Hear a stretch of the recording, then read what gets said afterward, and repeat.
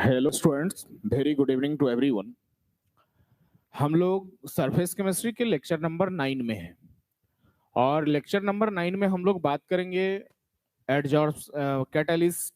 Catalyst के तो दो टाइप, प्रमोटर डिमोटर, पॉइजन जिसको बोलते हैं।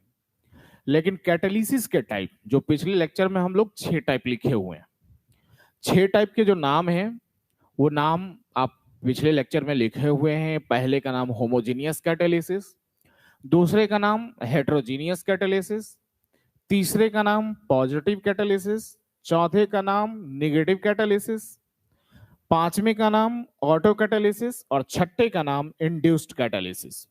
हम लोग पहला बात करेंगे पहले, और उसका नाम क्या है? Homogeneous catalysis. मैंने पहले शुरुआत से ही एक पॉइंट समझाते आते कि भाई पहले अगर नाम दिया होता है उसका मीनिंग बहुत कुछ क्लियर हो जाता है। इसमें दो नाम है, एक होमो है और एक जीनियस है, मतलब दो शब्द है, एक होमो बोलिए और एक जीनियस बोलिए। और पिछले लेक्चर में मैंने कैटालिसिस को बता दिए थे कि the action process of catalyst, यानी इसका मीनिंग होता है कि कैटलिस्ट के काम करने की प्रक्रिया, दैट इज कैटालिसिस। तो यहां पर जो दो टर्म आप निकाले हुए हैं, उस होमो जो है उस होमो का मीनिंग होता है सेम, और ये जीनियस तेज वाला जीनियस नहीं है। तेज वाला जीनियस होता है GENIUS। ये जीनियस का मतलब होता है अवस्था, स्टेट। समझ में आ रही बात? तो कहता है क्या कि वैसा कैटालिसिस प्रोसेस या वैसे कैटालिस्ट के काम करने की प्रक्रिया जिसमें रिएक्टेंट, प्रोडक्ट, कैटालिस्ट सब सेम ही अवस्था में हो, तब फिर उसे हम लोग होमोजीनियस कैटालिसिस कहते हैं। तो हम लोग इसका परिभाषा क्या देंगे भाई? तो परिभाषा यही होगा कि that catalysis in which a catalysis होगा तो रिएक्शन में, in which reactant, that catalysis process in which reactant,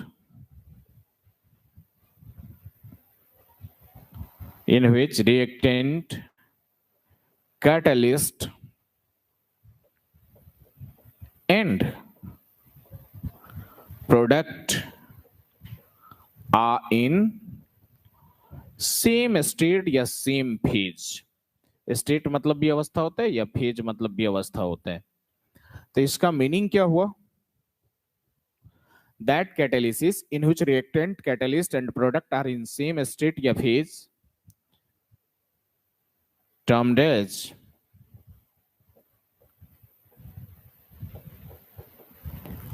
homogeneous catalysis. यानी वह कैटालिसिस प्रक्रिया जिसमें रिएक्टेंट, कैटलिस्ट, प्रोडक्ट सभी के सभी एक ही अवस्था में हो और सेम ही अवस्था में हो, तो उस पूरी कैटालिसिस प्रोसेस का नाम क्या देंगे? Homogeneous catalysis. अब जरा इसे एक एग्जांपल से आप समझिए कि ये बोल क्या रहा है एग्जांपल में। तो एग्जांपल ये है कि अगर मान लीजिए कोई रिएक्शन हो रहा है, जैसे SO2 O2 से रिएक्शन करके और SO3 बना रहा है, ठीक है? तो इसमें हम लोग कैटलिस्ट ले लेते हैं किसको? ये NO, ये कैटलिस्ट है, ठीक है? ब्रैकेट में C या ऊपर में लिख ले लीजिए, C लिख दिए।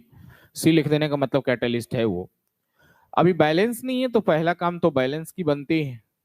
अभी इधर हम लोग 2 दे दें तो ऑक्सीजन है इधर, तो 2 दे दें तो हो गया 2 दूनी 4, 2 6 ऑक्सीजन, तो 6, 2 सल्फर। अब बैलेंस है।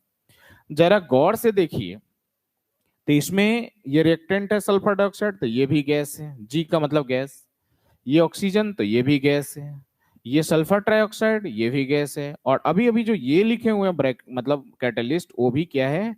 गैस है। मतलब इस रिएक्शन में जो एनो कैटालिसिस कर रहा है उसमें देख लीजिए जरा गौर से, तो रिएक्टेंट, कैटलिस्ट, प्रोडक्ट सब के सब किसमें है? गैस में है। और इसलिए ये क्या कहलाएगा? होमोजीनियस कैटालिसिस कहलाएगा। समझ में आई बात? कहीं कोई दिक्कत इसमें? पहला में स्पष्ट है हम लोग? तो अब हम लोग बात करेंगे किसका, दूसरे का, और वो दूसरे का नाम क्या है, हेट्रोजीनियस कैटालिसिस। वो दूसरे पॉइंट्स का नाम क्या है, हेटेरोजीनियस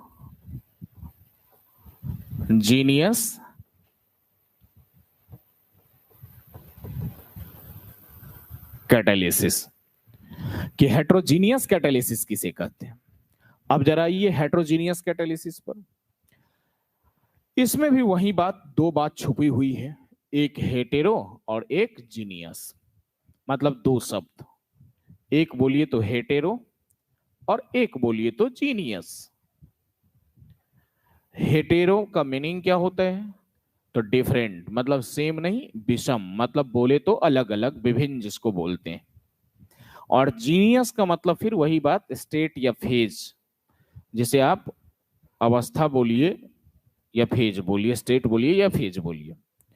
अब तो ये बात तय हो गई कि परिभाषा इसमें लिखेंगे तो जो वहां सेम दिए थे वो डिफरेंट कर दीजिए, या नोट लगा दीजिए कि सेम नहीं होते, मतलब रिएक्टेंट, प्रोडक्ट और कैटलिस्ट तीनों के तीनों एक समान अवस्था में नहीं होते, बोले तो अलग अलग अवस्था में होते हैं, तो फिर उसे हम लोग हेट्रोजीनियस कैटालिसिस बोलते हैं।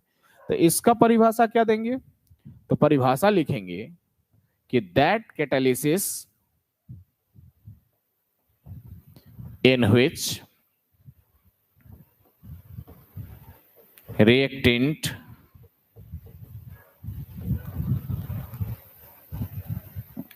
catalyst and product are not in same state termed as heterogeneous catalysis।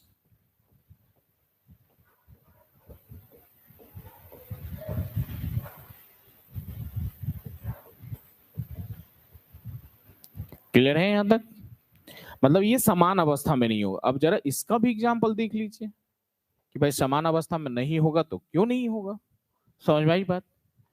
तो जब नहीं एग्जाम्पल पे आइएगा तो मान ली, अभी ये तो एक एग्जाम्पल लिए थे हम लोग, ये नाइट्रोजन गैस, ये हाइड्रोजन गैस आपस में रिएक्शन करके देगा अमोनिया गैस, बैलेंस करना पड़ेगा, ये अब बैलेंस है। और इस पे जो हम लोग कैटलिस्ट देते हैं वो देते हैं एफ ई, अभी अभी दिए हुए थे। अब जरा सबों का अवस्था चेक करो आप, नाइट्रोजन गैस है तो गैस है, ये हाइड्रोजन गैस है, ठीक है, लेकिन जरा ये आयरन लोहा क्या है, सॉलिड ना है, एस का मतलब यहाँ क्या, सॉलिड, और ये अमोनिया फिर गैस है, तो सब के सब गैस नहीं ना है, कैटलिस्ट किस में है, सॉलिड में, अवस्था सेम नहीं हुआ। और जब अवस्था सेम नहीं होता है तो फिर हम लोग उसे नाम क्या देते हैं, हेटेरोजीनियस कैटालिसिस। ये भी क्लियर हो गए हम लोग, कहीं कोई दिक्कत की बात। नेक्स्ट हम लोग आते हैं किस पर, तीसरा, तीसरे जो टर्म है उसका नाम है पॉजिटिव कैटालिसिस।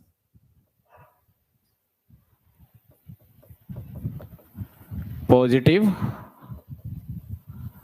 कैटालिसिस, अब इसका मीनिंग क्या होता है कि दैट कैटालिसिस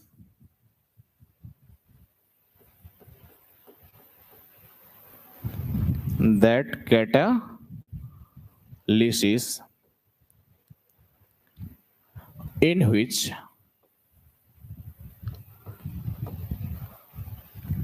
external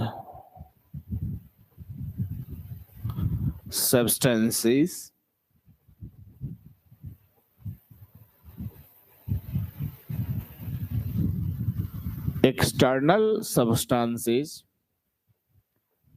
enhance मतलब बढ़ाना होता है, that catalyst in which external substances enhance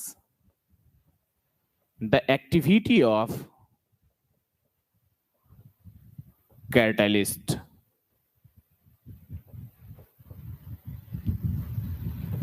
is termed as positive catalyst.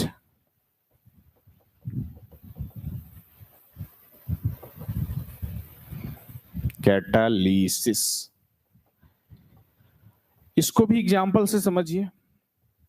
जैसे अगर रिएक्शन हम लोग रिएक्शन करवा देते हैं, मान लीजिए Cl2 का,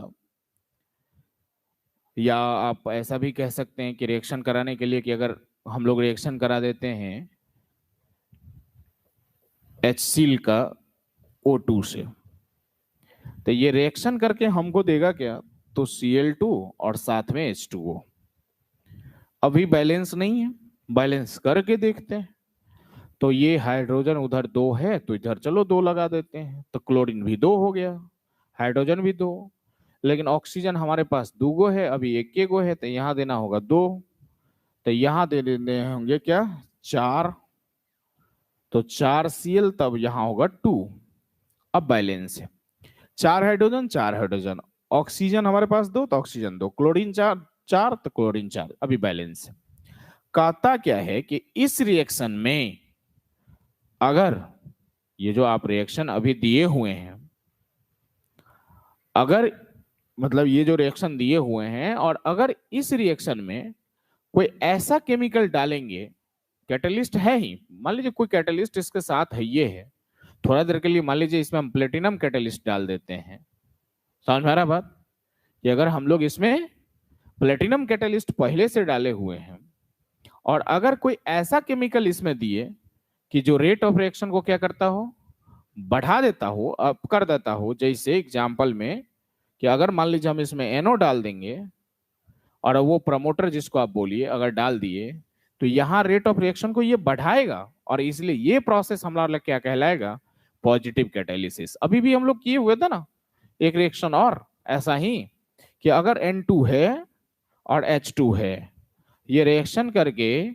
NH3 दे रहा है, और ये हो गए 2NH3, ये 3H2, तो इसमें मैंने आपको बताया थी कि आयरन कैटलिस्ट है, लेकिन अगर इसमें आप और स्पीड अप रिएक्शन को करना चाहते हैं तो मोलिब्डेनम डाल लीजिए। तो ये सब क्या कहलाएगा, ये जो अभी 2 रिएक्शन दिए हैं ये कहलाएगा पॉजिटिव कैटालिसिस, क्योंकि एक बाहरी आके कैटलिस्ट है ही, एक बाहरी आके और उसके और स्पीड को बढ़ा दे रहा है, इसलिए हम लोग इसको नाम क्या देंगे, पॉजिटिव कैटालिसिस। लेकिन अगर सेम स्टाइल में कोई ऐसा हो जो रेट ऑफ रिएक्शन को और घटाइए देता हो, रेट कैटलिस्ट भी डालें, लेकिन कोई ऐसा केमिकल डाल दीजिए जो रेट ऑफ रिएक्शन को घटा ही देता हो, तो फिर उसे ही हम लोग नाम क्या देते हैं, निगेटिव कैटालिसिस।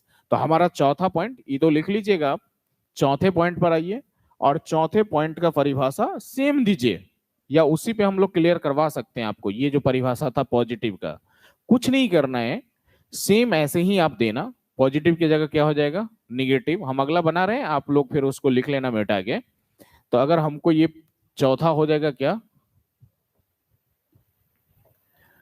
चौथे हो जाएंगे निगेटिव कैटालिसिस,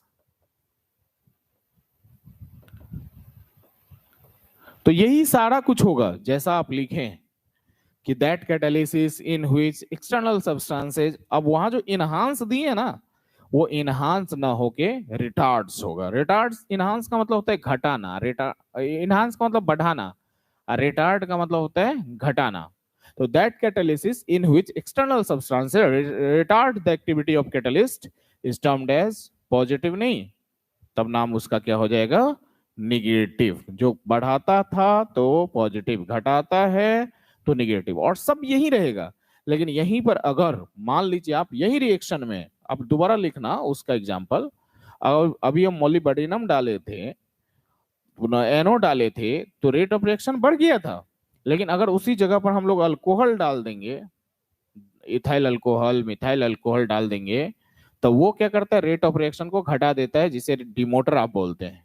तो जो काम होना रहेगा आधे घंटा में, वो हो जाएगा बहुत लेट लगा के, इसलिए हम लोग उसको नाम क्या देते हैं, डिमोटर, या उसी को हम लोग नाम देते हैं निगेटिव कैटालिसिस। तो सब कुछ वही है, सारा टर्म्स एंड कंडीशंस वही है, बस क्या है कि वो बढ़ाता था, ये घटाता है। उसमें जो हम लोग NO लिए थे, मोलिब्डेनम लिए थे, वो रेट ऑफ रिएक्शन को कैटलिस्ट के देने के बावजूद और बढ़ा रहा था, और इसलिए हम लोग उसको बोले पॉजिटिव कैटालिसिस। लेकिन ये अल्कोहल डालने पर रेट ऑफ रिएक्शन को और घटा ही देगा, ज्यादा टाइम लगा देगा, इसलिए हम लोग इसको नाम देते हैं क्या, नेगेटिव कैटालिसिस। समझ में आया बात? क्लियर हो गए? वैसी रिएक्शन में हम लोग दोनों क्लियर कर दिया, आप अलग अलग लिख लेना। नेक्स्ट हम लोग 4 के बाद आते किस पे, 5। 5 जो है वो है नाम ऑटो कैटालिसिस।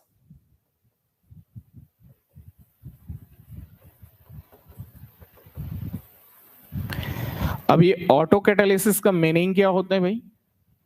तो कोई ऐसा रिएक्शन जो उसी के रिएक्टेंट और प्रोडक्ट का एक भाग कैटलिस्ट की भूमिका भी निभा देता हो, तो फिर उसे हम लोग नाम देते हैं ऑटो। ऑटो मतलब स्वयं, कोई बाहरी की जरूरत नहीं पड़ती हो। तो हम लोग इसका परिभाषा देते हैं, that reaction, that catalysis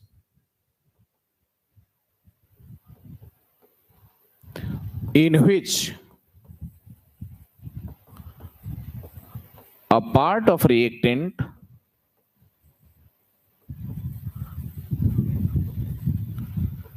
that catalysis in which a part of reactant also acts as catalyst is termed as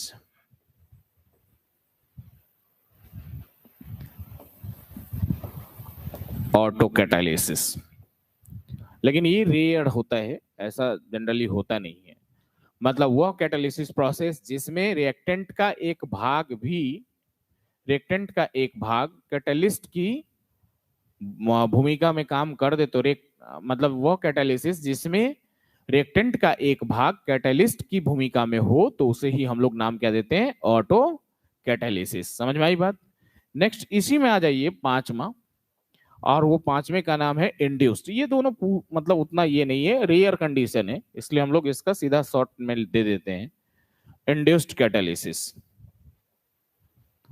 induced catalysis का मतलब होता है कि वो कैटालिसिस प्रोसेस जिसमें एक रिएक्शन दूसरे रिएक्शन के लिए कैटालिस्ट की भूमिका निभाता हो। तो हम लोग लिखते हैं कि that catalysis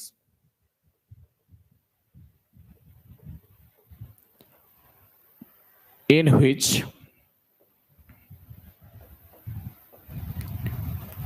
a reaction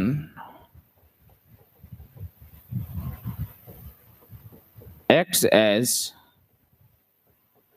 catalyst for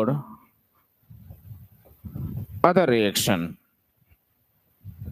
मतलब एक अन्य रिएक्शन के लिए एक रिएक्शन जब कैटलिस्ट की भूमिका में रहा हो, तो वो प्रक्रिया क्या कहलाती है, इंड्यूस्ड कैटालिसिस। इंड्यूस्ड मतलब उकसाना होता है, एक रिएक्शन दूसरे रिएक्शन के लिए। तो that catalysis in which a reaction acts as catalyst for other reaction is termed as induced catalysis.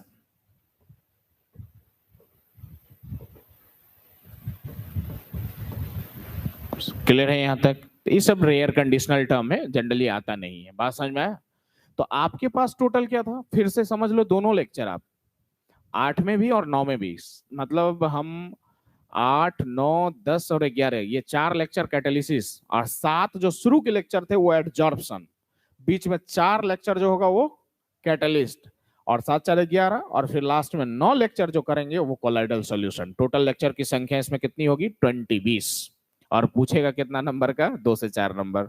2 से 4 नंबर इसलिए बोल रहे हैं कि बिहार बोर्ड में तो डबल ऑप्शन वाली बात है ना। 4 नंबर मतलब क्वेश्चन पेपर पे रहता है 140 नंबर का क्वेश्चन, बनाना होता है 17 नंबर का ना, लेकिन नियमतः 1 से 2 नंबर का ही ये चैप्टर है। समझ में आया बात? तो इतनी लंबी प्रक्रिया, लंबा चैप्टर है 20 लेक्चर का, और फिर 1 से 2 नंबर की कहानी की बात है, तो फिर हम लोग क्यों रेगुलर वे में इसको रखें। ये यूट्यूब भाई काहेला फिर बना हुआ है, तो हम लोग यूट्यूब पर भी कुछ काम कर लें जिससे समय की बचत हो, और आसानी से हम लोग काम कर, मतलब कम समय में अपने सिलेबस को मेंटेन मतलब खत्म कर लें। वैसे भी हमारा टारगेट रहता है कि नवंबर में खत्म करें, दिसंबर रिवीजन करें, और फिर आपको 1 महीना फ्रीली मिले, जिससे कि फरवरी में आप सेल्फ स्टडी के लिए टाइम मिले 1 महीना, जिससे कि आप फरवरी में आसानी से एग्जाम दे सकें। तो ये थे आपके कैटलिस्ट की 2 पार्ट्स, जिसको आप एकदम सावधानी पूर्वक याद रख सकते हैं कि वो केमिकल्स और एलिमेंट जो रेट ऑफ रिएक्शन को बढ़ाता हो या घटाता हो विदाउट इटसेल्फ बीइंग यूज्ड, या without affecting rate of product formation, तो फिर without involving in product formation, तो फिर उसे हम लोग नाम देते हैं कैटलिस्ट। कैटलिस्ट के जो काम करने की प्रक्रिया होती है उसे कैटालिसिस बोलते हैं। कैटलिस्ट को देने वाले वैज्ञानिक बर्जीलियस साहब थे। और फिर हम लोग ये समझे हैं कि कैटलिस्ट के दो टाइप, प्रमोटर और डिमोटर या पॉइजन भी बोलते हैं। जो रेट ऑफ रिएक्शन को बढ़ाता है उसे प्रमोटर बोलते हैं, जो घटाता है उसे डिमोटर बोलते हैं। और फिर दूसरे अगले 9वें लेक्चर में ये समझे हैं कि कैटलिस्ट के प्रमुख 6 टाइप, जिसमें होमोजीनियस, हेट्रोजीनियस, कैटालिसिस के मतलब 6 type, homogeneous, heterogeneous, positive, negative, auto और इंड्यूस्ड। होमो मतलब क्या है, रिएक्टेंट, कैटलिस्ट, प्रोडक्ट सेम अवस्था। हेट्रो का क्या है कि दोनों सब के सब सेम अवस्था नहीं। पॉजिटिव का क्या है कि कोई बाहरी केमिकल एलिमेंट आएगा जो रेट ऑफ रिएक्शन को और बढ़ा देगा। निगेटिव का क्या है, कोई बाहरी केमिकल जैसे अल्कोहल सब है वो सब आएगा, रेट ऑफ रिएक्शन को और घटा देगा, वो निगेटिव। अगर रिएक्शने का एक पार्ट, रिएक्टेंटे का एक पार्ट अगर कैटलिस्ट की भूमिका में आ जाता है तो उसे बोलते हैं ऑटो कैटलिस्ट, जो रेयर कंडीशन है। हर रिएक्शन में ऐसा नहीं है कि अधिकांश, इक्का दुक्का रिएक्शन ऐसा मिलता है। और फिर आप लिखें इंड्यूस्ड। इंड्यूस्ड कैटालिसिस में है कि अगर एक ही केमिकल रिएक्शन कोई दूसरे केमिकल रिएक्शन के लिए कैटालिस्ट का भूमिका निभाता है तो उसे हम लोग बोलते हैं इंड्यूस्ड कैटालिसिस। तो ये 2 लेक्चर कैटालिसिस के हो गए। 2 लेक्चर बचे हुए हैं जो अगले हम लोग 10वें और 11वें रिएक्ट करेंगे, जो कैटालिसिस का ही होगा। और उसमें हम लोग पढ़ेंगे, एक में एक्टिविटी, सेलेक्टिविटी और जियोलाइट्स का एक लेक्चर होगा। मतलब एक्टिविटी, सेलेक्टिविटी और जियोलाइट्स के 10वें लेक्चर होंगे। और 11वें लेक्चर में हम लोग बात करेंगे कि एंजाइम कैटलिस्ट की तरह कैसे काम करता है। और ये 4 क्लास में ही हम लोग कैटलिस्ट को खत्म करके आगे की ओर कोलाइडल सॉल्यूशन पर बढ़ेंगे। तो मिलते हैं नेक्स्ट लेक्चर, 10वें लेक्चर में हम लोग। Thank you, good night.